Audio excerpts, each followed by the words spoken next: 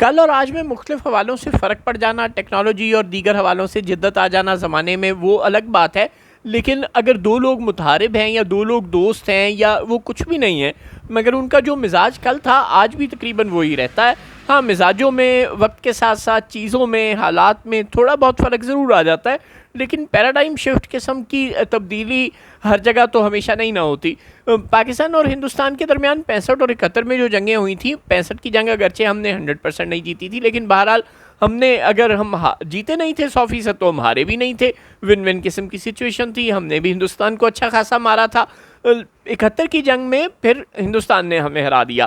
اس نے 65 کی جنگ سے کچھ سبق سیکھے، ان سبقوں کو پلے باندھا اور 6 سال تیاری کی. اس نے دیکھا کہ ہمارا کہاں کہاں ڈیفنس کمزور تھا، کہاں کہاں پرابلم تھے. خاص طور پر اس نے دیکھ لیا کہ ایسٹرن فرنٹ پر پاکستان کا حال برا ہے. مشرقی پاکستان کی حفاظت کے لیے پاکستان کے پاس کوئی ایئر فورس، کوئی نیوی، کوئی زمینی فوج، کوئی اچھی تیاری اور لوگوں کا اور عوام اور حکومت کا آپس میں اچھا تعلق کچھ بھی نہیں تھا. لہٰذا جب اس نے گیپ دیکھ لیا، اس کو سمجھ آ گئی کہ اگر میں مغرب میں حملہ کروں گا تو ہار جاؤں گا اور مشرق میں حملہ کروں گا تو جیت جاؤں گا. تو اس نے یہی کیا، اس نے مشرق میں حملہ کیا اور وہ جنگ جیت گیا.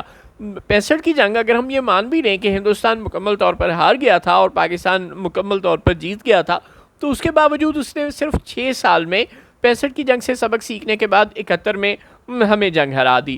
اب ہندوستان بہت بری طرح سے یہ جنگ ہارا ہے اور اس نے منت ترلا کر کے عالمی طاقتوں کی یہ جنگ رکوائی ہے. لیکن کیا وہ چپ کر کے بیٹھ جائے گا؟ میرے بڑوں بالکل نہ ہی سمجھو. وہ پھر کہیں نہ کہیں سے وار کرے گا، پھر کہیں نہ کہیں سے تیاری کرے گا. اب چاہے وہ مذاکرات کے فرنٹ پر ہمیں ہرانے کی کوشش کرے، ڈونلڈ ٹرمپ کے ساتھ مل کر یا دیگر عالمی طاقتوں کے ساتھ مل کر ہمیں کہے کہ آپ ٹریڈ لے لو، آپ فلاں لے لو، فلاں آپشن لے لو اور یہ جنگ چھوڑ دو، پانی کا مسئلہ ہم آپ کا حل کر دیتے ہیں، کشمیر کی بات کرنا آپ چھوڑ دو. اس طرح کی کوئی خوفناک قسم کی آپشنز اب ہمارے سامنے مذاکرات میں آ سکتی ہیں اور ہمیں مذاکرات میں بھی ہرانے کی کوشش کی جا سکتی ہیں. اور ٹریڈیشنل اور کنونشنل وارفیئر میں بھی ہمارے ڈیفنس میں کہاں کہاں کمزوری ہے. ظاہر ہے ہم بھی انسان ہیں، ہماری بھی ڈیفنس میں کہیں نہ کہیں کمزوری ہوگی. اس کو مارک کر کے بھی ہندوستان دوبارہ پلٹ کر وار کر سکتا ہے. لہٰذا شاطر دشمن سے ہر وقت محتاط رہنا اور ہر محاذ پر تیاری کر کے رکھنا بہت ضروری ہے.